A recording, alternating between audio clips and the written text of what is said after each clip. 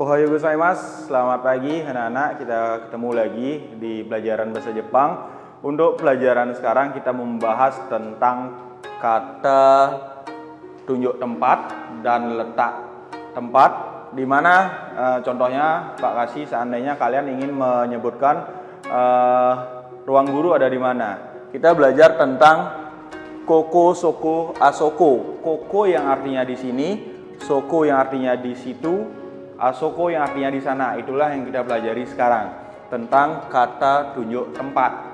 Di mana tempat itu berada, di sana kalian bisa informasikan dan menanyakan. Kemudian kita juga belajar tonari dan mae. Tonari yang artinya di sebelah, mae yang artinya di depan. Itu digunakan untuk kata benda letak. Itu yang kita pelajari. Nanti materi akan Pak share dulu di Google Classroom kalian sebelum kalian melihat link YouTube-nya ini, pembelajarannya ini, itu yang akan Pak share. Kemudian banyak kita juga belajar tentang tentang kosakata tempat yang ada di sini. Kyoshitsu yaitu ruang kelas, toilet, kochoshitsu ruang kepala sekolah, jimushitsu ruang tata usaha. Kemudian di sini ada sokuinshitsu. Sokuinshitsu adalah ruang guru. Baik, kita akan bahas materinya ini. Sekali lagi kita belajar tentang kata tunjuk tempat. Kalian bisa mengetahui, menanyakan dan menginformasikan keberadaan suatu tempat. Tempatnya itu di mana berada, entah itu di sebelah, di depan, atau di sana, di situ, atau di sini. Itu yang kita pelajari. Pola kalimat yang kita pelajari yang pertama adalah kata benda tempat. Pola kalimat yang paling atas ini digunakan untuk menginformasikan tempat. Misalnya tempat apa yang kalian ingin informasikan, misalnya ruang kepala sekolah. Kita gunakan kochoshitsu. Kochoshitsu berarti ruang kepala sekolah adalah, kalian gunakan kata benda tunjuk tempatnya. Kata benda tunjuk tempatnya adalah koko, soko, atau asoko. Kemudian penutupnya des. Kata tunjuk tempat di sini kalian bisa gunakan. Kalau tempat ruang kepala sekolah di sini kalian gunakan koko.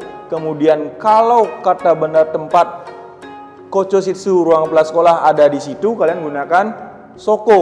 Kalau di sana kalian gunakan asoko. Kalian tinggal pilih. Misalnya kochoshitsu kita gunakan soko. Kemudian penutupnya des. Berarti ruang kepala sekolah di situ. Seperti itu jawabannya. Itu digunakan untuk pola kalimat untuk menginformasikan letak ruang kepala sekolah. Kemudian di sini ada doko. Doko yang artinya di mana. Kemudian di sini ada deska. Udah pasti pola kalimat tanya. Pola kalimat tanya digunakan untuk menanyakan letak suatu tempat. Tempat apa yang kalian tanyakan? Misalnya kata benda tempat, Pak akan tanyakan lagi kochoshitsu. Kochoshitsu berarti Pak ingin menanyakan ruang kepala sekolah. Ruang kepala sekolah di mana? Seperti itu.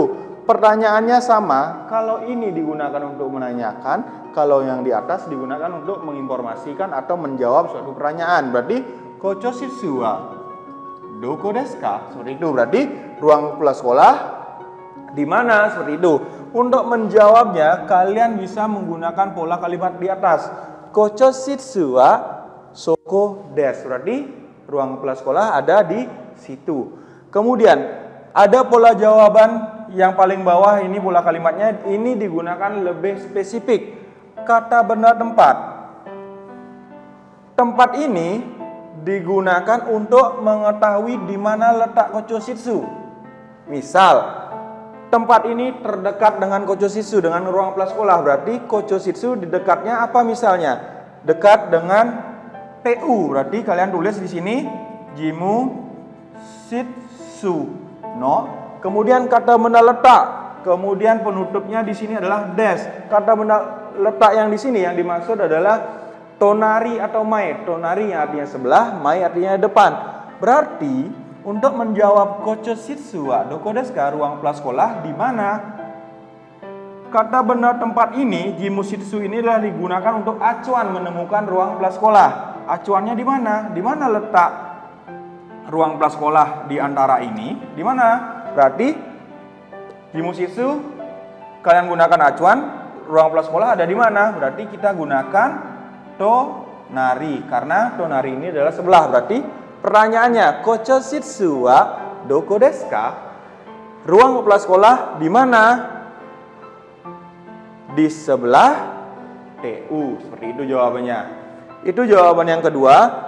Intinya, pola kalimat yang paling bawah ini digunakan untuk mengetahui spesifik di mana letak ruang kepala sekolah. Kalau pola kalimat di atas ini digunakan untuk kata tunjuk tempat, entah itu di sini, di situ, atau di sana. Yang di bawah penggunaannya tonari atau mai. Itu dia untuk pembahasan di pelajaran tentang kata benda letak. Nanti materi akan Pak share kembali. Nanti kita pelajari di sini. Sekian dari Pak untuk pelajaran kata benda letak. Hai, arigatou gozaimasu, mata aimasu.